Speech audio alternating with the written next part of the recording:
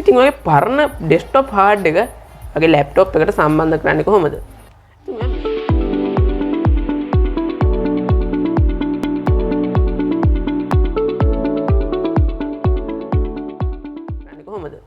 ඉතින් මේ විදි යූස් කරනවා ඇතිව කඩෙන් අලුතෙන් එනපු ලැප්ටොප් එකක් වෙන්න පුළුවන්. ඉතින් ඔයාලට ගොඩක් ගෙදර මේ විදි යූස් කරලා තියෙනවනේ ගොඩක් පරණ කම්පියුටර් එක කෝටු ක්වඩ් වගේ පරිගණක යූස් කරපු කෙනෙක්ට සමහරවිට මොනිටර් නැතුව වෙලා වෙන්න පුළුවන්, කීබෝඩ් මවුස් නැති වෙලා වෙන්න පුළුවන්. සමහරවිට ඩෙස්ක්ටොප් හાર્ඩ් එක විතර මේ විදි ගෙදර තියෙනවා වෙන්න පුළුවන්. ඒතකොට මේ ඩෙස්ක්ටොප් හાર્ඩ් ඩ්‍රයිව් එකේ ඔයාගේ වටිනා කියන දේවල් මේ වෙද්දිත් ඔයාගේ ගබඩා කරලා තියෙනවා වෙන්න පුළුවන්. උදාහරණයක් ඔයාගේ පරණ ෆොටෝස්, ඔයාගේ පරණ ෆිල්ම්ස්, නැත්නම් ඔයාගේ පරණ ගේම්ස්, එහෙම නැත්නම් ඔයාගේ පරණ විවිධ උත්සව අවස්ථාවල ගත්නාල් වීඩියෝ වගේ දේවල් වගේ මේ විදිහ හાર્ඩ් ඩ්‍රයිව් එකේ ගබඩා කරලා තියෙනවා වෙන්න පුළුවන්. ඉතින් ඔයාලට සිද්ධ වෙනවා මේක ඔයාගේ අලුත් ලැප් එකකට ගන්න. ඒකට මේක ගන්න තියෙන ලේසිකම එක තමයි අද මම වීඩියෝ කියලා දෙන්නේ. ඉතින් තම channel එකට අලුත් නම් channel එක subscribe කරන්න තමතක් කරන්න එපා. ඒ වගේම තමයි අපේ channel එකේ මේ වීඩියෝස් වල තියෙන අඩුපාඩු කමෙන්ට් කරන්න තමතක් කරන්න එපා. ඉතින් ඔයගොල්ලෝ කොහොමද මේක ඇත්තටම අපි කරන්න කියන සිද්ධ වෙන්නේ. ඔයගොල්ලෝ මේක සිද්ධ වෙන කන්වර්ටර් කියන එක use කරන්න. ඉතින් මම සම්පූර්ණ සඳහන් කරන්න අපිට මේකට උමනා කරනවා උපාංග දෙකක්. ප්‍රධාන එක උපාංගයක් තමයි ඔයගොල්ලෝ සිද්ධ වෙනවා hard drive converter එකක් ගන්නවා. ඉතින් මම මෙතනදි converter දෙකක් සඳහන් කරනවා. ඉතින් මේකේදී ඔයගොල්ලන්ට තියෙන SATA converter වල වෙන SATA converter විතර.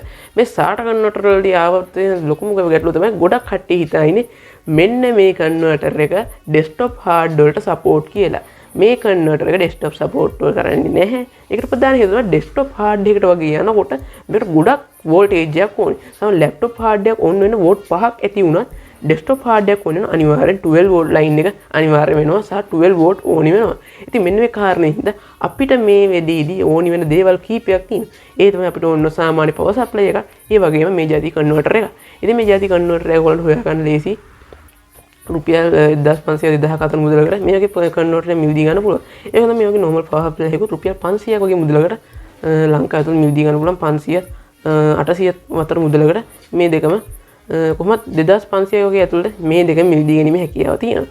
ඉතින් මේ දෙක අරගෙන කොහොමද අපි අපේ පරිගණකයේ තියෙන පරණ hard drive එකේ තියෙන data කොහොමද අපි අලුත් lap එකකට backup කරන්න කියලා දැන් මම කියනවා. ඉතින් ඔයාලට මේකට මුලින්ම සිද්ධ වෙනවා මේක configuration කරගන්න. ඒකට අපිට සිද්ධ වෙන මුලින්ම ඔගේ hard drive එකට මෙන්න මේ විදිහට power supply එකෙන් current එක දීලා මෙන්න මේ විදිහට සම්බන්ධ කරගන්න. ඉතින් යාළුවෝ ඔයගොල්ලෝ තියෙනවා ප්‍රශ්න කොහොමද මේ power supply එක on කරගන්නේ කියන එක. ඒකට සිද්ධ වෙනවා power supply එකේ මෙන්න මේ පෙන්නන පින් දෙක ගාවින් එහෙම නැත්නම් මෙන්න මේ සඳහන් කර පින් දෙක ගාවින් පුංචි තඹ කම්බියක් නැත්නම් සිදුරක් වයර් එක අරගෙන ඔයගේ power supply එක on කරගන්න. උදාහරණයක් විදිහට මෙන්න මේ පින් දෙක ගාවින් මේ විදිහට සම්බන්ධ කරලා ඔයාලට පුළුවන් ලේසියෙන්ම power supply එක on කරගන්න. ඉතින් මේ විදිහට on කරගත්ත power supply එක ඊගාවට ඔයාගේ hard drive එක ස්ප්‍රින් නැත්නම් ඔයාගේ hard drive එක start වෙනවා. ඉතින් මේක start වෙනකොටම ඔයාලට සිද්ධ වෙනවා ලැප් එකට මේ විදිහට සම්බන්ධ කරලා නැත්නම් මේක සාමාන්‍ය USB ආකාරයකට සම්බන්ධ කරන්න පුළුවන්.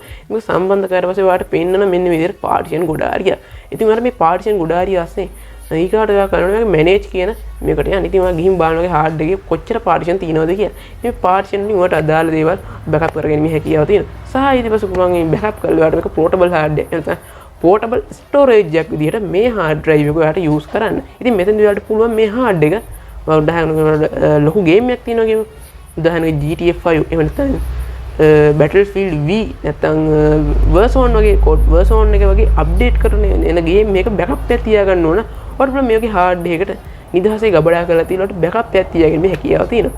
ඉතින් මම හිතනවා මේ වීඩියෝ ගැන ඔයගොල්ලන්ට යම්කිසි අවබෝධයක් ඉන්නද කියලා. ඉතින් තවත් තියෙන වැදගත් කාරණේ තමයි ඔයා මේ hard එක ඊගාටනේ කොහොමද මේ hard එක off කරන්නේ නැත්නම් මේ කොහොමද hard එක නවත්තන්නේ කියන එක. ඉතින් මම මේක පරිගණකයට සම්බන්ධකම කරලා තියෙන්නේ. ඔයාලට සිද්ධ වෙනවා මේක පරිගණකේ shut down කරන්න. ඒක පරිගණකේ shut down කරන අවස්ථාවේදී ඔයාගේ පරිගණකයේ මේ hard drive එකත් ඒ විදිහටම සද්ද යහගෙන හිටියොත් සාමාන්‍ය hard drive එකේ plate කරගෙන සද්ද නවතිනවා. ඔයාගේ lap එක shut down වෙච්ච ගාම. ඒකට ඔයාලට පුළුවන් කෙලින්ම plug එකෙන් ඔයාගේ power supply එකත් ගලවලා මේ hard එක ගන්න. හැබැයි කීයටවත් ඔයා මේ hard drive එක සාමාන්‍ය USB එකකින් ගලවලා එහෙම නැත්නම් ශනිකව USB එකකින් ගලවන්න යන්න එපා.